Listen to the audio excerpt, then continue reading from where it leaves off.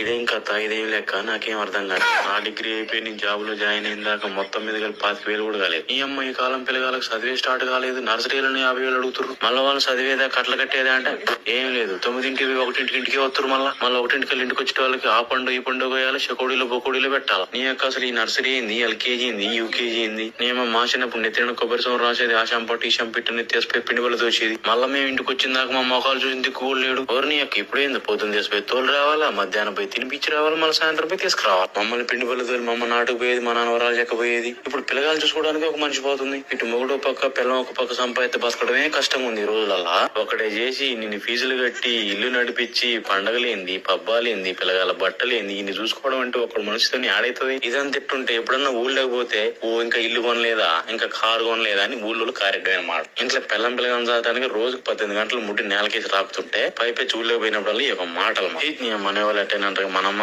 మనం ఏం చేస్తాం, ఏం చెప్పినా నీకు కొట్టుకాడి పోయి రమ్మలేదా? టమాటానేగా పోతున్నా. ఇదేం